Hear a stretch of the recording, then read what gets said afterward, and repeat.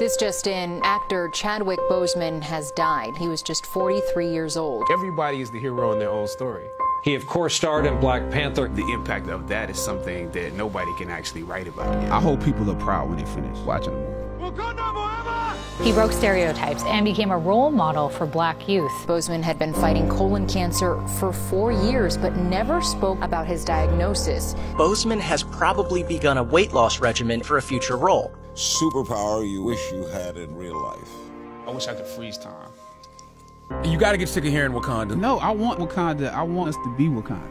Wakanda represents a thing that the people are proud of, people aspire to. We know what it's like to be beneath and not above. And that is what we went to work with every day. If we're around here assuming that the black characters in the show are criminals, on drugs and deadbeat parents, then that would be stereotypical, wouldn't it? He slid my resume back in his desk and said, "We'll be watching you." Once I got the first script, once I saw the role I was playing, I found myself conflicted. The role wasn't necessarily stereotypical. A young man in his formative years with a violent streak pulled into the allure of gang involvement. That's somebody's real story. But I was conflicted because this role seemed to be wrapped up in assumptions about us as black folk. I was conflicted. It was just my luck that after filming the first 2 episodes, execs of the show called me into their offices and told me how happy they were with my performance. They wanted me to be around for a long time. They said, if there was anything that I needed, just let them know. That was my opening.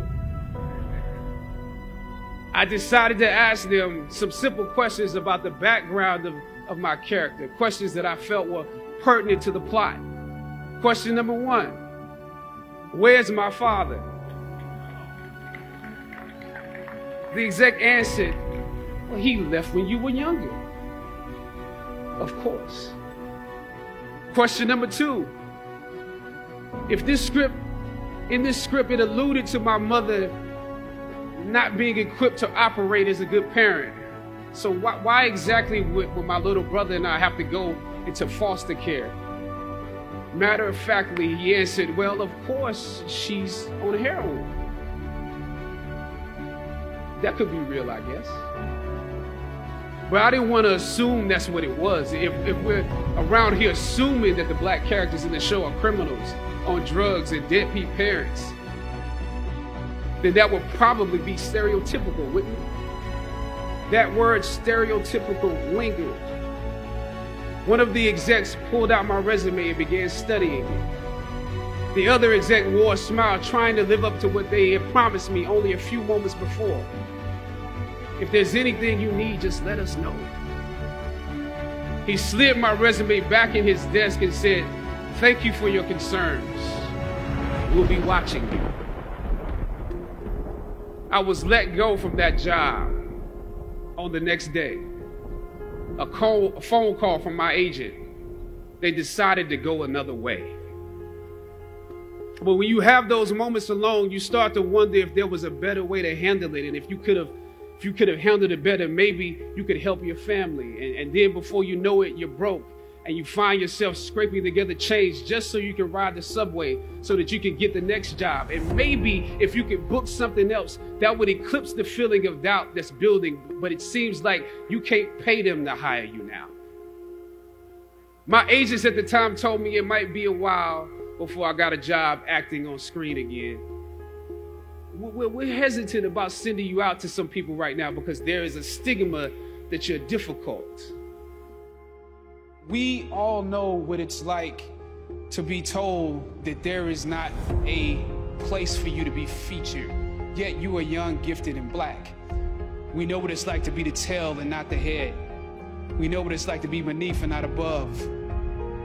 And that is what we went to work with every day because we knew that we had something special that we wanted to give the world, that we could be full human beings in the roles that we were playing, that we could create a world that exemplified a world that we wanted to see. Wakanda forever! Well, Wakanda is not, you know, it's not a real place. It's a fictitious place in Africa.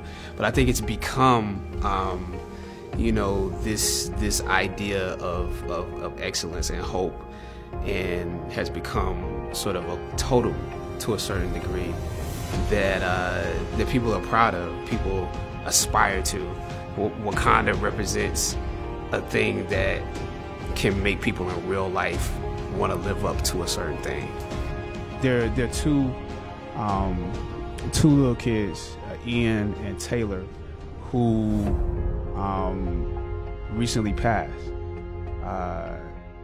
from cancer. And throughout our filming, I was communicating with them, knowing that they were both terminal. And what they said to me is and their parents said, they're trying to hold on till this movie comes. And to a certain degree, it's a humbling experience, because I think back now to a kid and just, you know, waiting for Christmas to come, waiting for my birthday to come. I did live life waiting for those moments. And so it put me back in the mind of being a kid. And when I found out that they,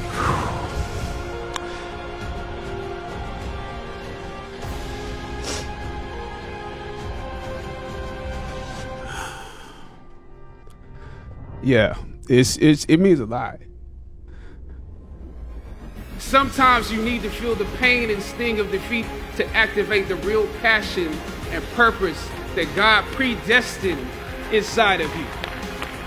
Purpose crosses disciplines. Purpose is an essential element of you. It is the reason you are on the planet at this particular time in history.